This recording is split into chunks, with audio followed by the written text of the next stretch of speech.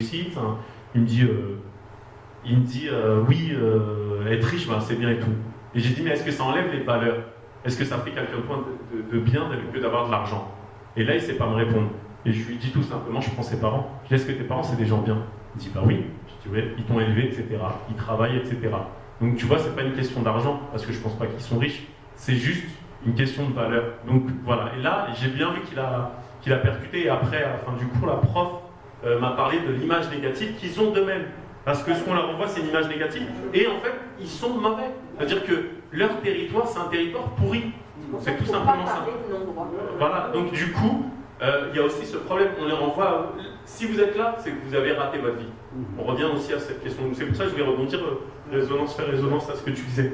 Après, sur ce que tu disais aussi, Patricia, qui est hyper intéressant. Ce que j'aime amener dans mes romans, c'est aussi la culture de banlieue. La langue que j'utilise, c'est une langue qui est hyper vivante. Et c'est une des créativités aussi qu'ont les habitants de culture, de s'approprier la langue. Tout à l'heure, tu parlais des dictées. Les dictées, elles illustrent très bien que quel que soit votre âge, quel que soit votre parcours, vous êtes content de venir montrer que la langue, vous la connaissez, que vous pouvez l'écrire avec ou sans faute. Donc on voit bien qu'on a une passion pour à travers, je pense, la langue, ça représente quelque chose de beaucoup plus large.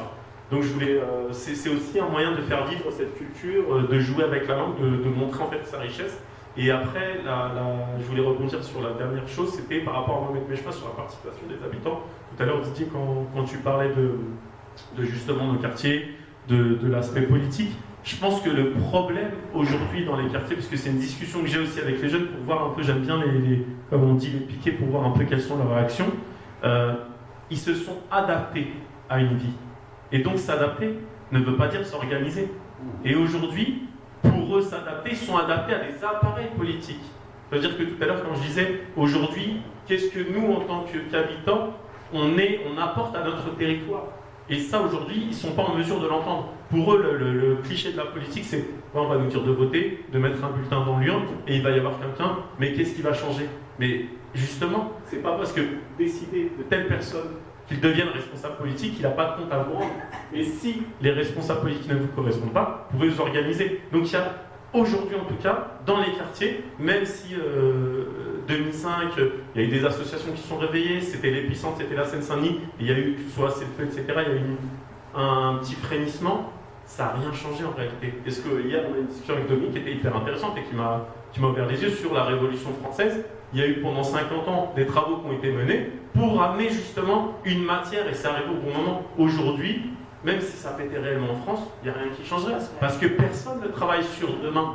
Donc tout simplement, on aura peut-être des moments où ça va péter, mais ça ne changera pas. Et ça ne changera pas tant que les habitants, quel que soit finalement ce que tu dis sur Béziers, c'est propre, c'est pas que la banlieue. C'est qu'on est dans des territoires qui changent, des territoires où on vote pour des gens et des gens qui décident pour nous. Sauf que certains ont cette conscience politique, la politique c'est la vie de la cité, donc on travaille pour les gens, on a des comptes à rendre, et puis d'autres qui n'ont pas de scrupules, qui cumulent les mandats. Donc aujourd'hui, le problème, il est aussi, il est tout simplement là. Oui, mais Rachid, tu disais, enfin, à une autre reprise, j'en ai discuté avec toi, et tu disais aussi qu'il y a un rendez-vous manqué, c'est celui de l'après-SOS Racisme, quand même. Quand je parlais de rupture de la transmission, c'est y compris rupture de la transmission politique. Oui. Tu dis toi-même que, par rapport, on parlait de l'immigration avec Didier, tu dis il y a eu à un moment donné un loupé, c'est que c'est la non prise en charge par les populations issues de l'immigration de constituer des collectifs et de s'impliquer.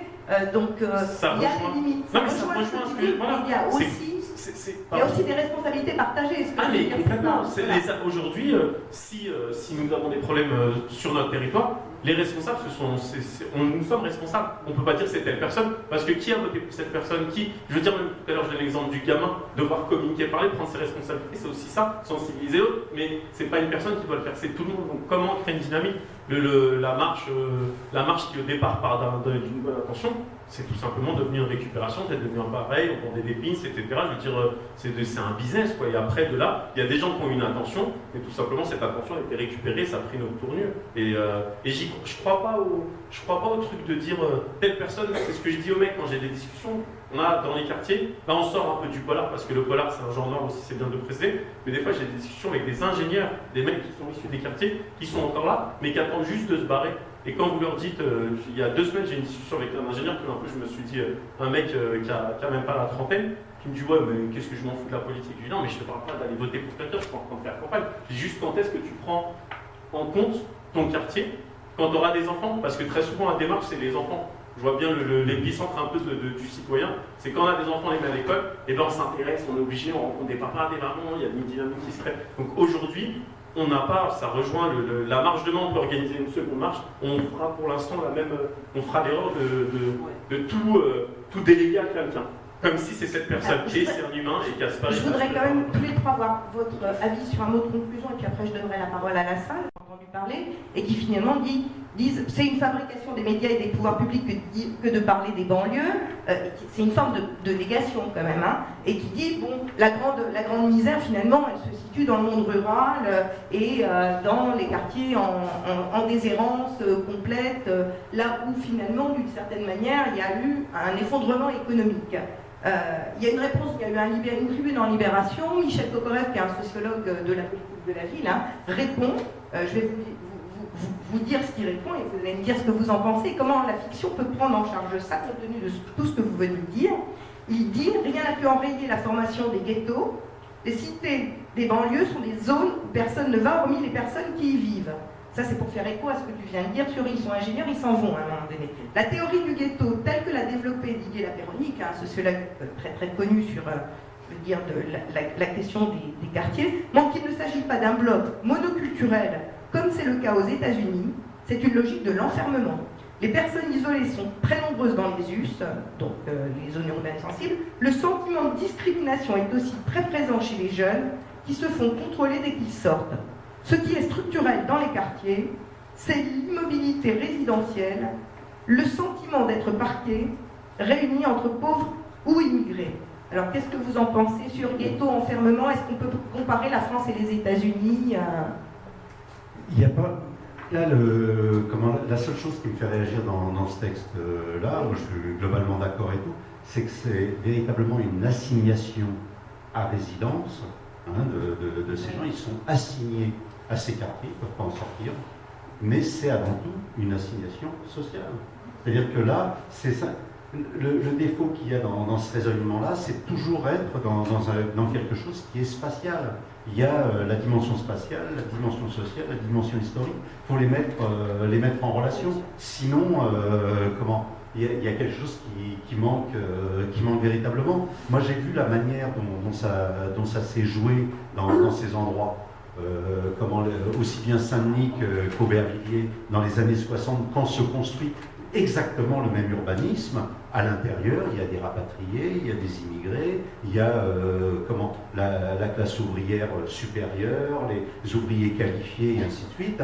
Il y a toutes les structures de parents d'élèves, de mouvements de la paix et ainsi de suite. Il y a toute une série de choses qui relient les 4000 logements. Moi j'ai plein de potes, j'ai ma soeur qui a habité pendant 20 ans aux 4000 logements dans la Tour. C'était un lieu de mixité sociale et de mixité d'origine qui était là.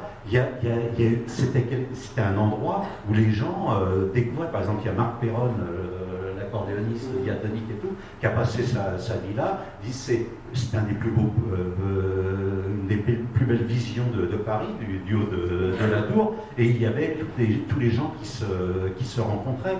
Et à un moment, cette même architecture d'assignation et tout, d'un seul coup, elle est chargée d'absolument tous les péchés, mais c'est exactement la même architecture. Qu'est-ce qui s'est passé pour qu'un endroit... Par exemple, il y a un documentaire qui s'appelle « Les gens des baraques », qui se passe, qui est tourné dans le bidonville du Franc-Moisin.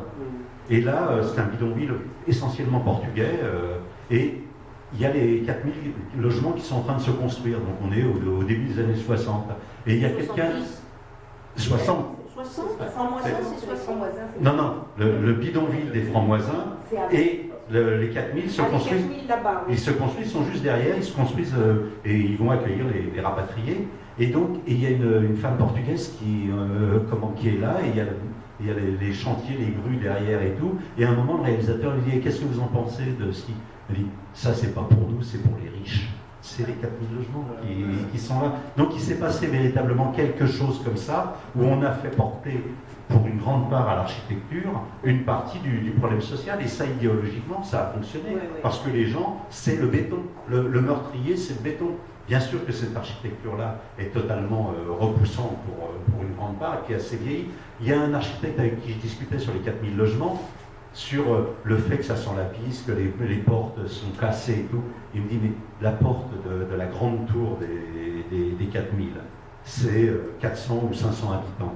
Il dit, cette porte-là, elle est faite exactement de la même manière qu'une porte pour un endroit où il y a 50 personnes qui vivent. Ce qui fait que le vieillissement de cette porte-là, le vieillissement, il est en l'espace de 6 mois. Et donc, il faudrait changer cette porte-là tous les 6 mois pour qu'elle reste impeccable. Pareil pour les ascenseurs, il faudrait les changer 3 fois plus souvent et tout à cause de l'usage intensif. Et on ne le fait pas. Et donc, il y a un vieillissement et il y a un effet repoussoir. Donc, il y a tout un tas d'éléments de ce genre-là à véritablement prendre en compte, c'est-à-dire comment, dans l'esprit des gens, se forme l'idée du ghetto et du non-droit. Le non-droit, il répond aussi au fait que les gens sont méprisés. Par exemple, aux 4000 logements, je suis allé quand ils ont commencé à faire sauter une partie, mais dans la région, ils ont fait pareil. On fait sauter à la dynamite des endroits où les gens ont leurs souvenirs, où les enfants sont nés, et ainsi de suite.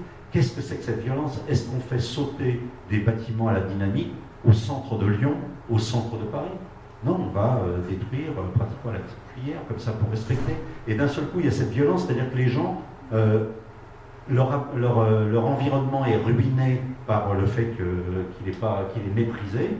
Et puis quand on veut effacer, on le ruine. Ils n'ont pas le temps de la ruine. Là, c'est en l'espace d'une seconde, ça s'effondre. Et j'y suis allé, il y avait tous les journalistes qui étaient là, c'était le spectacle. Et quand je me suis retourné vers les gens et tout, ils chialaient, ils pleuraient, les gens. Les gens, d'un seul coup, c'était... C'est une expropriation de il y avait quelque chose comme ça où on les volait de l'expression faussement psychanalytique de faire son deuil. De faire son deuil, c'est prendre le temps de laisser les choses s'éloigner. Et l'humain, il a besoin de prendre le temps que les choses s'éloignent.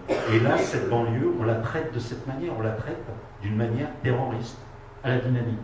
Et donc ça modifie véritablement le rapport qu'on a à certains espaces. C'est-à-dire qu'on vous dit, on peut faire avec vous, on peut faire ça comme ça. On peut vraiment tracer, on ne vous demande pas votre avis, et ça y va à toute vitesse. Et cette violence-là, c'est une violence qui est une violence aveugle, une violence qui est non. Et c'est une partie du ressenti.